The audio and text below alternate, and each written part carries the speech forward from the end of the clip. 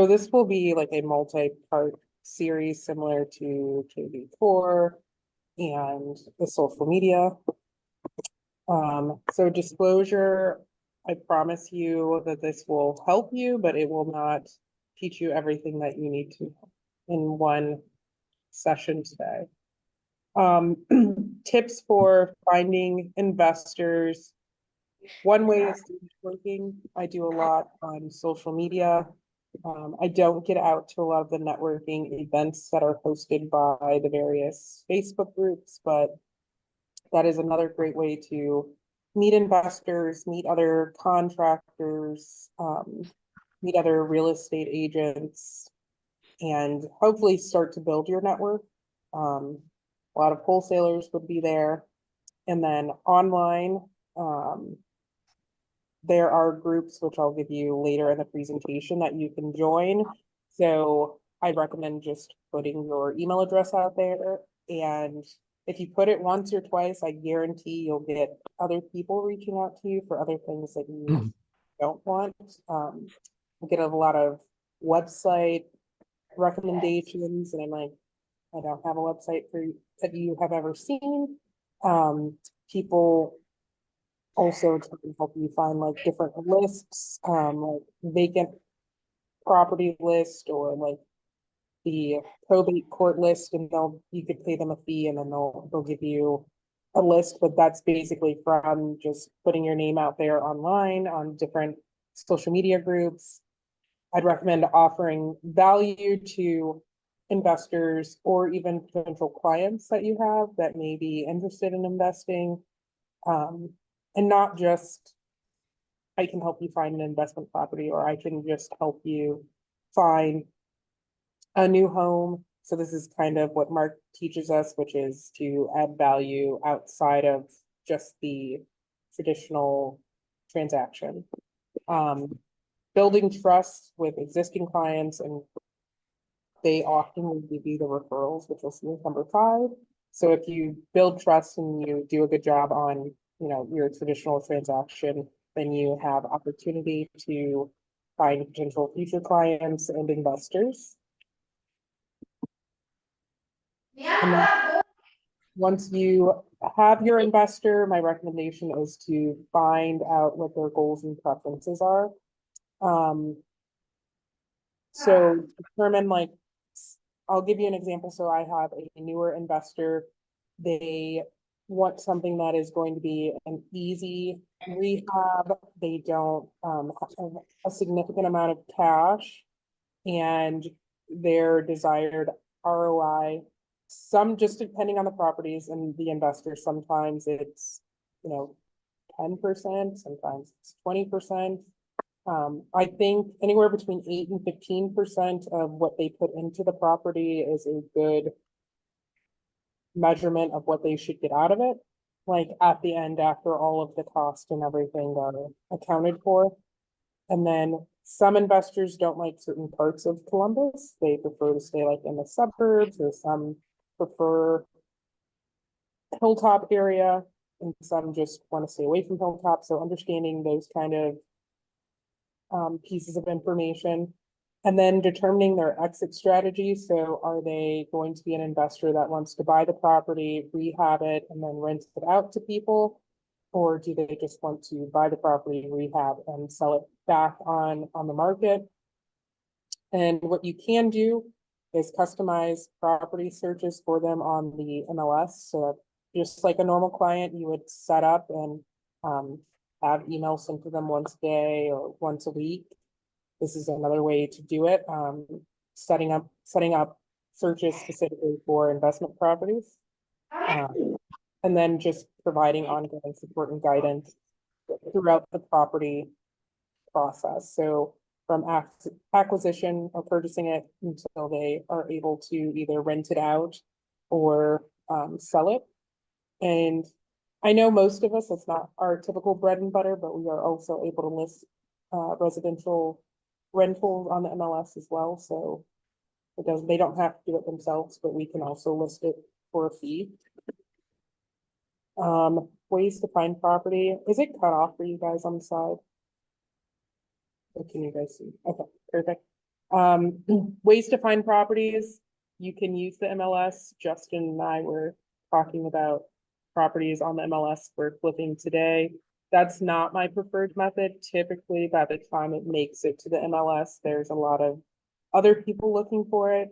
Since our MLS feeds out to like Redfin or Realtor.com, Zillow, there's a lot more eyes on the properties. Now, don't get me wrong, you can find them on the MLS, but I do think you have to move a lot quicker, and sometimes the prices are higher versus off-market deals, which usually I see come from wholesalers. There are some that come from, I know we have Red One agents and other realtors in the Central Ohio area that are licensed realtors that also do wholesaling. But they're under our resource page, there is a document that Mike put together about wholesaling as a licensed agent. There's also direct marketing, which Uma, Nara, in the car, you're still in the car. Nara, Everyone's sleeping. so I'm not going to go over these, but there's software like PropStream and Deal Machine that you can look up addresses and reach out to owners directly. They give you their contact information. They also help you send out direct mail to them. There's other companies that I mentioned earlier that you can purchase lists from, or there's direct mail companies that you can use that will send them out. But there's quite an investment into that to try to get to homeowners directly. And then also just going through real estate investment networks. Personally, like Cream on Facebook, Coin, and then if you just search Columbus real estate or Central Ohio real estate, you'll find a bunch of groups. Coin and Cream are the ones that I started with, and they have more than enough deals out there to help you get started. And then ways that investors, or if you yourself want to be an investor, can finance deals. Conventional mortgage is one way. Most of these houses don't meet criteria for like FHA loans, so that's typically out of the question, but conventional loans require 20 to 25% down. Hard money loans, they are usually anywhere between 10 to 13% interest rate, and they have a lot of other fees, but typically you can close on a house some of them go as quick as 7 days, some take up to like 21 days, but typically it's much quicker than closing a conventional loan. Then there's also private money lenders, and these are just individuals or people that also lend out money. And those are a little bit easier than hard money loans as far as terms and cost, but it's hard to find private money lenders. Hard money lenders, you can go online and find them. There's quite a few local to Columbus. If you have a line of equity in your home, you could, I know some investors have started by taking a HELOC out on their own personal residence. I'm not saying or suggesting you should do that. I'm just saying it is an option. Crowdfunding, if you and a few other investors want to put your money together, say you maybe only have 10,000 in cash, but you know a few other people that could also contribute. Crowdfunding is another popular way to be able to get an investment property. And then in rare cases, there is seller financing. And so you just have to put down a down payment. You and the seller agree to the interest rate and the terms. And that is another way to finance a investment property. Ways that I evaluate properties is one, calculating the return on the investment. That's typically the first thing that most people want to know, and that's typically the first way that I figure out if a deal is good or not. Location's big. I know like Intel's a big and popular, anywhere near the new Intel building is very popular. German Village is another popular area, but it's very expensive over there. So finding rehabs or investment properties is difficult, but like also just a good location. And then even down by the hospital where there's future development or gentrification, those are also popular places to look for housing to invest in. Market conditions, I mean, in Columbus, it's a very competitive market right now, I still think.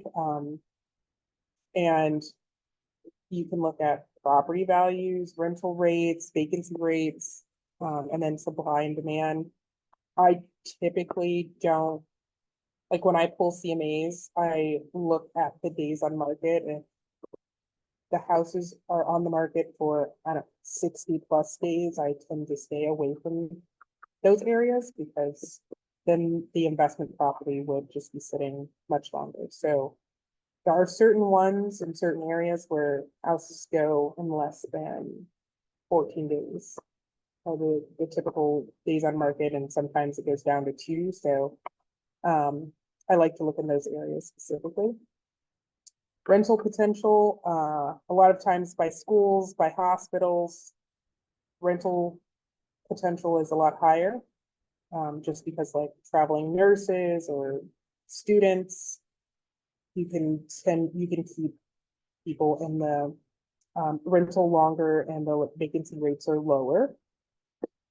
Exit strategies, long-term rental, short-term rental, like Airbnbs. They want to do a fix and flip, or they want to do future development, like buy multiple houses in an area, or if they just want to resell it. Understanding that and the investor's timeline is important for understanding their exit strategy. I typically, like I put in one of the first slides, I like to know their exit strategy in the beginning in order to help find the best properties for the investor.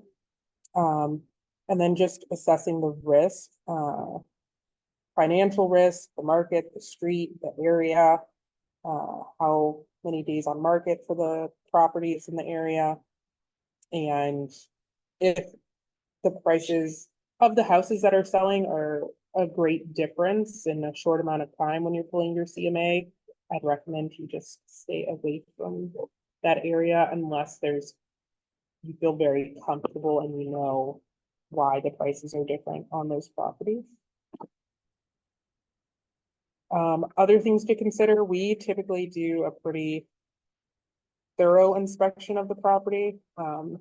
Unfortunately, you can't really see the roof. We don't have a drone, so we don't look at that. We just try to see from the street and go back as far as we can if it's 2-story to see what the roof looks like. We always check the foundation.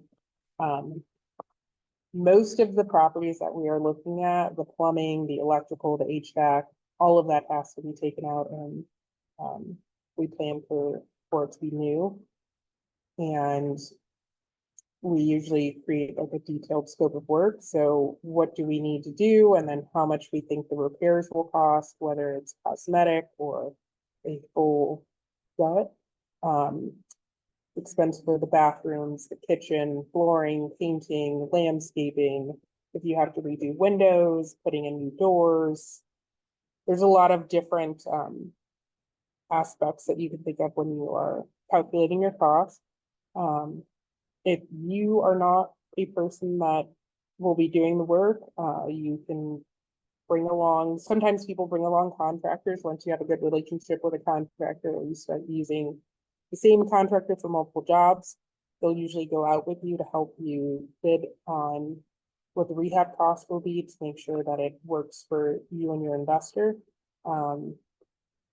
There are like just apps. If you look at Rehab Estimator in your app store, it'll help you find various apps that you can use to calculate the cost. Some, I've tried them before. I don't really care for them because you still have to put in a lot of information to accurately calculate the cost. Like it might ask how many sheets of drywall. By going in, I'm not good at estimating how many sheets of drywall. Or something easy would be, you want to put in flooring, you can type in the square footage of the house because that's something you can get from the auditor's website.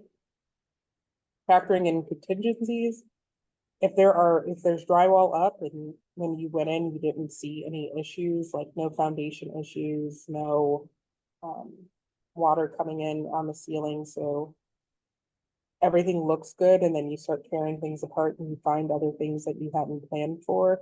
I recommend doing at least 10%, and most hard money lenders will also make you add in a 10% contingency.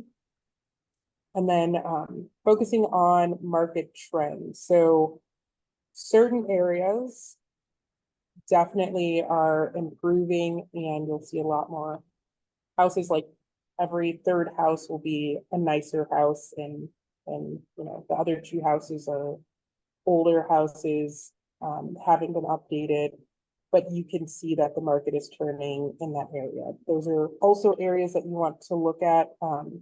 Once too many houses have been renovated, then I think it is more difficult to get the properties that need to be rehabbed for a good price.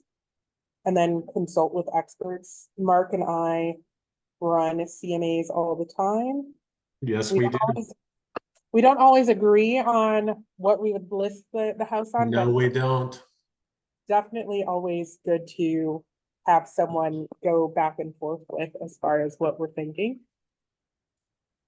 And then when it comes to renovations, some contractors can give you a general price on how much things will cost, but you have your experts in plumbing, electrical, HVAC. Those people are usually licensed when they come in and do work for you, so they may have a better estimate than just like a general contractor. And then calculating return on investment. This is the most important piece. So calculating your net profit would be adding up all the expenses, the mortgage payments or hard money payments, the property taxes, insurance, rehab costs.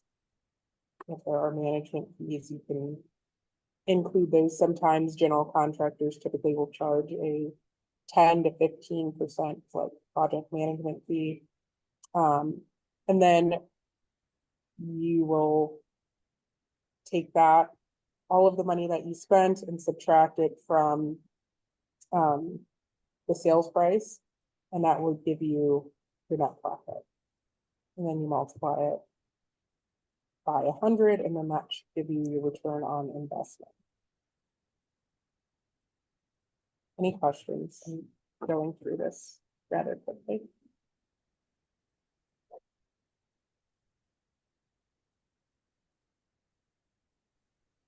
No, okay, I will keep going. Oh, I have a question about the 10% contingency that is worked into the just in case, something happens that we don't know about with the property while this in discovery. Who is that something that the investor is giving us an extra 10%? Or is that, where's that coming from? All the investor? So let's say that we estimate the rehab to cost 50,000. We would tell the investor 50,000 for the rehab and then an extra 5,000 for contingency. So it's not necessarily money that the investor has to give to the contractors right away, but it's something that they should have set aside in case some Gotcha. unforeseen circumstance happens. Okay, thank you. No, I wish that we would get, like, as an investor agent would get that extra 10%, that would be nice. There's something called the 70% rule, and so what that is taking the after repair value or the price that you would list it on the MLS for, multiplying it by 0.7 or 70%, and then subtracting out the rehab cost. So here, as an example, if a house, we were going to list it back on the MLS for 200,000 and we multiply by 70,000, that would give us 140,000. And then if our rehab will cost us 30,000, we subtract that from 200,000 times 70%, and this would be the maximum purchase price. So let's say there was a deal on the MLS for $115,000. We would go in and we would offer 110 is how you should do it. And so this gives 70% is a better number, and I'll tell you why. If you were to calculate, and Mark, you can answer since you're on, what number do you usually calculate as the percentage for the selling costs? Okay, so if a person, can you hear me? Yes. Okay. If the listing, so this is obviously a flip, not a buy and hold. But If you as agent investors are going to be involved with an investor, it's important. I'm sure Maleeka's already gone over this. If she hasn't, then here we go. It's important for you to understand your position within that relationship. You're collaborating with an investor. You're on a team together. Who's getting paid and what and for doing what? So it's important that we recognize when you're in Maleeka's position, she has the opportunity because of the work that she's done and the reputation that she has established in the investor community to get involved in wholesale projects where she gets a profit from that purchase. Then she can get involved in the contracting piece, and her and her husband run a great contracting company. And then the last piece that you could leverage, if you will, as an agent is, well, okay, I'm going to list this for you when we're done, right? Right. Okay, good. We have an agreement, listing documents in place, something in place that says you're the listing agent. Then you negotiate your commissions. So the simplest way, guys, to figure out an ARV price, your sales price, minus the cost to sell.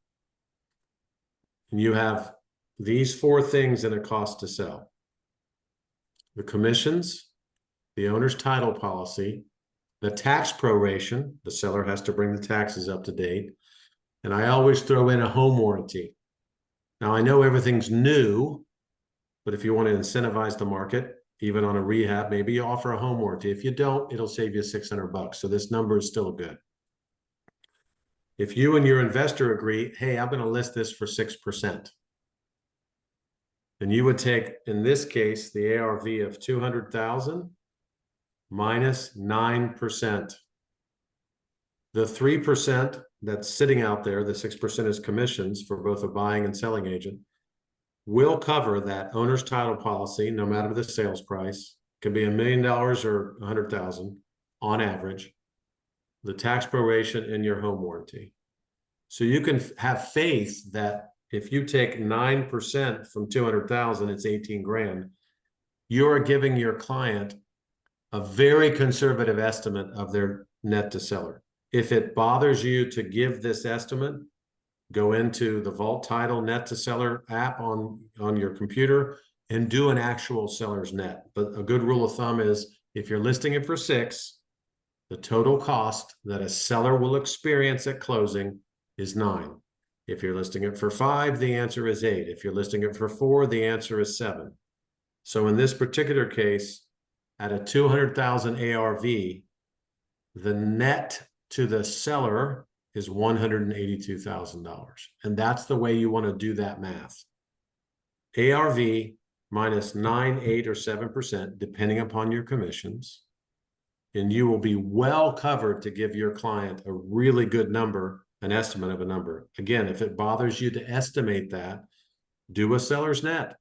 And you're going to find out that the numbers I've given you are slightly above what the seller will actually net. And we all want to be conservatively good on that. We want to under promise and over deliver. And anytime that we are negotiating less than 3% on our commission, we have to get it approved. Anytime you're negotiating less than 2, you have to get it approved. Less than 2. You get the 1% for free, but Mike Hall wants to know if you're going to list something for less than 5 total. Okay. My call wants to know. Sorry to interrupt. I know. And then Mark, so if we start at 200,000, Yeah. we're going to put 30,000 into the property. And then we are going to pay 110,000. Mark, what was your number that you gave for? 182 is the net to seller after the cost to sell on a 200,000 ARV. Okay, so minus 18,000 for commissions and all the other things. Yeah, So now the investor is going to profit roughly 42,000, and this is assuming that they're paying cash for it. So they're gonna pay 110,000 in cash for the purchase, and they're gonna pay 30,000 in cash for the rehab. Now, if there's any hard money or conventional financing or private money lender or your HELOC, all of those things are going to impact this 42,000. So it would be lower. So that is when you really need to understand what your investor is looking for as far as return, if they're looking for a dollar value, if they're looking for a percentage on their return. And then from here, Can I ask a question? Sorry to interrupt. What is the total in this particular example? We're showing a $42,000 profit to the investor. What was the total amount in this example that they invested under typical circumstances? Do you want to say cash or something else? no, this is all assuming cash. So, Okay. What did they invest? so they have invested 110,000 for the property, Yep. 30,000 for the rehab, That's 140. and then they will also end up spending 18,000 for the closing once they start. You already took that out though. Yes, Okay. So it's 110 total, correct? No, 140 total. plus 18, so they'll be at 150. This is where your math skills are better than mine. Well, let's do it backwards just to demonstrate this, and then I'll get off the call and get out of your hair. 200,000 minus 9%, they have 182,000. Yes, minus 110 for the property, Yes. minus 30,000 for the rehab. Okay, thank you. So that takes them to 42,000. So folks that are on the call, I would make this very clear to investors. This is just the way I would approach it. They're making a potential of $42,000. If you want to round that down to 40,000, or leave it at 42, that's fine. Divide that by $140,000, their total investment. That is, you have to move the decimal place. Yeah, thank you. That is a 30% return on their $140,000 invested. If you, as their agent, concierge all this, you've helped an investor make a 30% return in, let's say, 6 months? Or less, yes. Or less. Let's call it 6. To be generous. Now, when investors are thinking about their money, I promise you, and Maleeka promises you, they're thinking about it on an annual basis. Well, this 30% return took place in 6 months. That is a 60% annualized return on that $140,000 because it's cash in this case.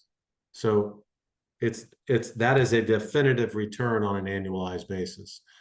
And the reason we think that way is because they could turn right around and do it again, couldn't they? Using the same cash. Guys, if you can offer an investor with Maleeka's help. I have a question. Let me just finish this statement real quick and then go right ahead. If you can offer an investor a 30% return on a flip, that is untouchable in the market. So now your question, sir. Is that ARV based on the CMA? Yes. So whatever you would list it for. I typically, now this, we'll go through an example in the next one, but I typically hold back, I only go back 6 months.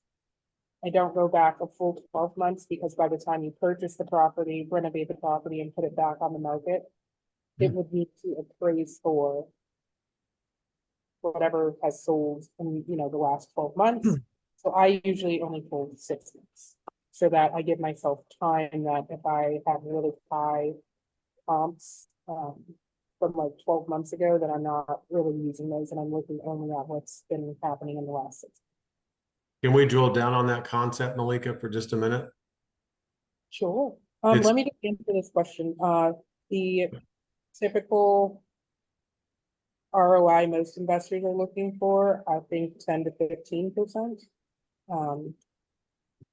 Some are very greedy and look for 20, and they'll be waiting for a while for those 20s to pop up. If they're investing in Ohio, they will. Or unless they are paying cash, or unless they are, now that is when you will get to 20%, is when you're paying cash. And you either find a really good deal or Ready to go? find something Oh, that's. no, no. Thank you, Maleeka.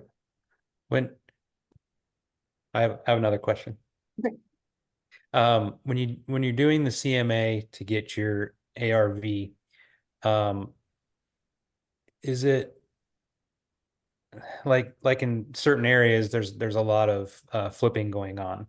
Do you like really drill down to see which ones have been rehabbed compared to which ones haven't been rehabbed, and then kind of average that out? Or is it plainly obvious when you're looking at them that like because of previous sales, or how do you come up with that? So I look at the pictures, when I pull up. I'm just going to, for everyone's privacy, I'm just taking it down so that I can find, an example.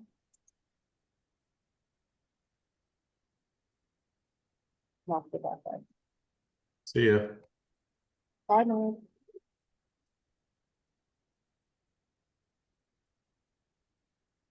So, I don't know if you guys see. So what I have here is, if you look at the days on market are right here. So this particular area, I looked at a 2-bedroom. And the 2 bedrooms are in June. Yeah. Ones have very low days on market. And then I analyzed, because of purchase price, like, would it be more advantageous to add a 3rd bedroom? So I have a contractor that I work with that she would add a 2nd floor onto a house. Right now, we're getting ready to start, we're closing on a property Thursday, or Friday, hopefully Thursday. And the plan is to take the roof off of the 2nd floor, add a 3rd floor, and then put a new roof back on. So there are times where I do look to see if adding another floor, adding square footage, adding a bedroom makes sense, if you would recoup the money and the market can handle it. So in this one, some of these were updated and some of them were not. It's just simply the area. Did you just drill down into them to see if they were updated or not? Oh, yeah, I usually just look at the photos. Okay, all right. That answers my question then. Thank you. But also, when you're looking at CMAs for investors, don't always, if you know the area very well, don't always just look at the actual number of bedrooms. Check to see if you add another bedroom, or if you add a half bathroom, or add another full bathroom, if that would add value to the property. Gotcha. So sometimes North Linden, 3 bedrooms, 1 bathroom. That's very common. If you were to be able, if it had a basement and you could add another half bathroom or another full bathroom, that would definitely give you more in the market. It would Mhm. be, I would say buyers would be more interested in the property like that, and yours would probably likely sell a lot quicker. Gotcha. Thank you.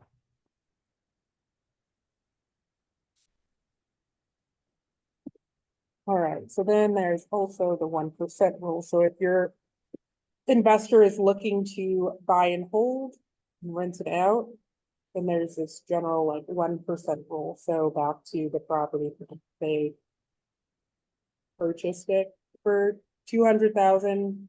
Well, and this 200,000 is like they're all in numbers. So all of their total investment. So the purchase price, the rehab, the holding cost, or if they have hard money, the financial cost. Let's say they purchased it for in cash for 150,000, and then they put 50,000 in renovations into the property for total purchase price at 200,000.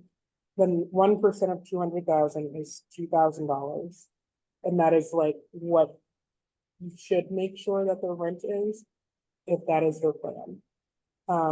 You can use Zillow to just see what rental rates are in the area. That's one way. You can look on the MLS and go under residential rentals and see what the market is bearing at the time for rental properties. There's different software. I know sometimes I use Rent-A-Meter, and it's Rent-O-Meter, and then it gives you the low, the high, and the median rent rate for certain areas. You enter an address, like you could enter the address for the particular property you're looking at. You enter the number of bedrooms and the number of bathrooms, and then it kind of just gives you a good average. Now, again, all of these things will not be perfect. You can put something out on the market for 2,000 in this case, and maybe nobody's biting on it, so you might have to drop it down to 1,900, and then that's what the market will bear. Theoretically, 1% should cover the mortgage, the interest on the mortgage, the taxes, and all of those things.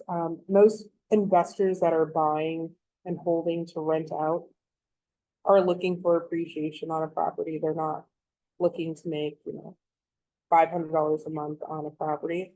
Now, there are some out there where they get that, but that's very uncommon. Usually $100 to $200 a month in profit is what most investors are getting.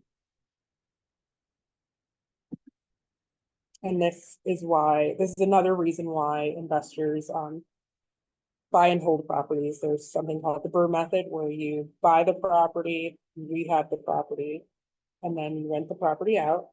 And then you can go to a bank, and a bank will typically loan you anywhere between 75 to 80%.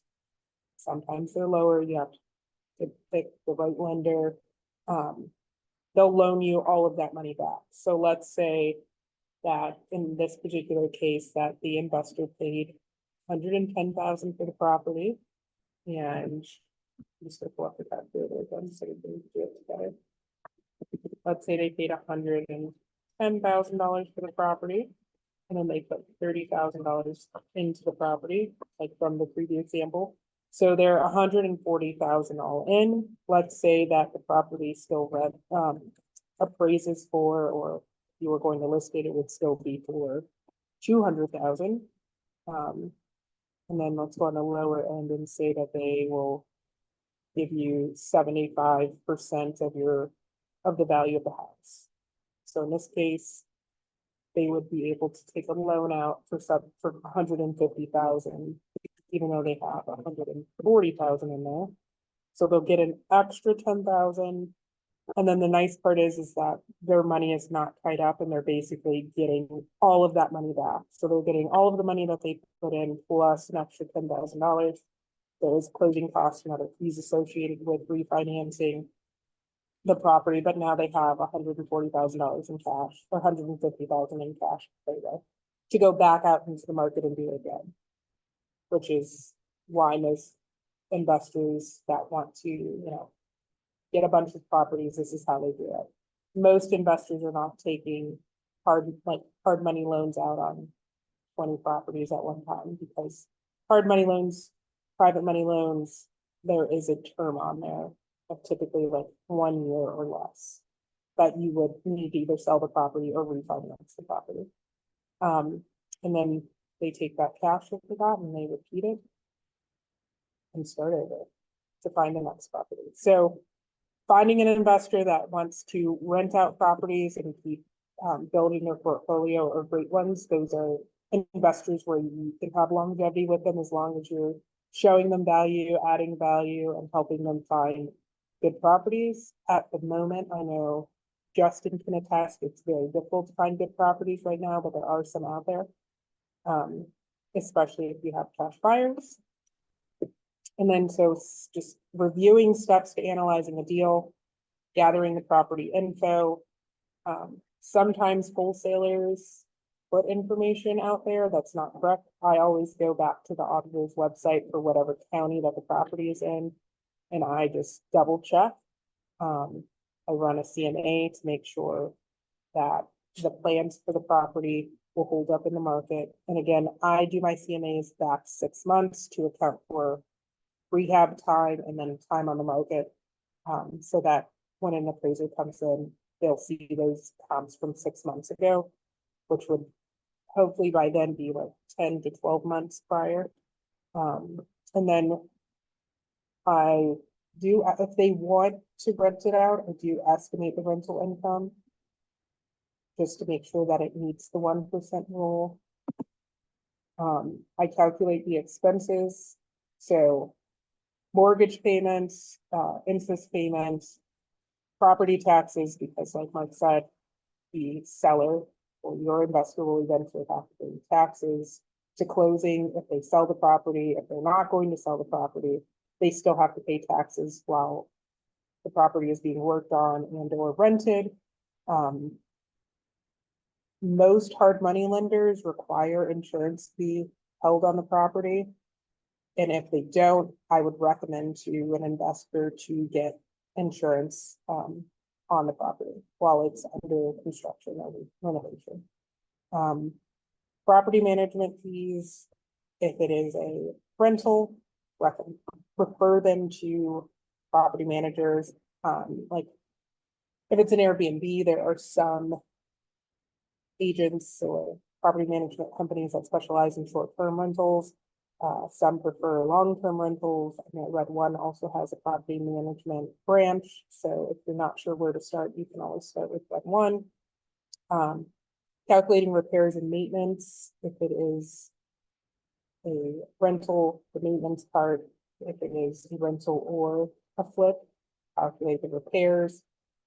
The investor will still need to pay utilities while the renovations are happening, unless the contractor that you help them find or they already have is going to put utilities in their own name. I would recommend that your investor just puts it in their own name so that they can make sure that it rolls over to the next buyer smoothly or the next tenant. And then calculating vacancies and turnover costs, that's if it is a rental. And sometimes if you're helping a investor buy a condo, just also calculate HOA fees. Estimating the rehab cost separate. Sorry, calculating the cash flow. So cash flow is going to be different if it is a buy and hold versus a rental property. But either one, I calculate the cash flow and ROI. And then sometimes once we get to this step, we can determine, hey, hard money is not going to work on this. You have cash to pay for it, or if there's a larger margin, then hard money may work. I've seen it both ways, where there's enough margin to still pay hard money and not have to come out of the investor's pocket for the whole process. Performing a sensitivity analysis. So I like to drive the street and not just use what's on the MLS. I know Justin walks all the properties. I tend to look at photos, if there are photos on MLS, to calculate what I think the rehab would be. But we've just seen a lot of properties, so everyone does it different. If I could, I would definitely go out and walk every property that I could just to learn more. And I mean, everyone's a realtor, everyone has access to the MLS. There are tons of rehab properties out there. But just to gain experience or just to learn what things look like, just use showing time, schedule a showing for yourself and go walk the properties. If you have questions, you can always email or text me and say, hey, I walked this property today. This is what I found. This is what I think. And do your homework, and then I don't mind helping. You analyze it if you think that you may have a potential investor that might be interested. Looking at all of the expenses, all of the interest rates, what they would get back, all of that goes into the sensitivity analysis, understanding your investors' risk level. Some are okay with being more risky for a higher return. Some want to play it safer, so they may not want to do a full rehab. And they may want to do just something that's more cosmetic, which would maybe be just flooring, new paint, maybe update the kitchen and update the bathroom. And that's like as far as they want to go. There are other ones that are okay with us, like, you know, ripping off the roof, adding a third floor, and then putting a new roof back on to give it more square footage. But that is definitely more risky and definitely more costly and more work. I typically present the findings or my recommendations, but just in a different format, just depending on the investor. One investor likes to know what the census site says for income levels. Is it low income? Is it median income? Is it high income levels? And that's how he decides if he wants to invest in an area. I have other investors that don't care about that, so I don't have to put that in my email or text message to them. Sometimes I text them, sometimes I email and give a full spiel via email. It all depends on what your investors are looking for. And then usually I still have a phone call with them to talk about the risks, the exit strategies, and what my recommendation would be. At the end of the day, they can do what they like, they can move forward, or they can say they'll pass on it. But I've also learned just certain investors will sometimes make you work very hard for them. Like there was one investor I had that I had to, you know, had to look at 50 properties, maybe not send all 50 properties to him, but I sent it like at least 10 to 15 properties before he would pick one. So that is countless hours of analyzing deals, and that's how I've gotten better at analyzing and estimating and running numbers, you know, from my phone, from the car, and not always being at the computer. But I would say that takes a lot of practice. I hope that no one has to go through that, but I do think practicing makes you better for sure in this case. And then that was all I had for this one. The next time, we'll go through like an actual example. I don't think 10 minutes will be sufficient to go through the full blown process. Any questions?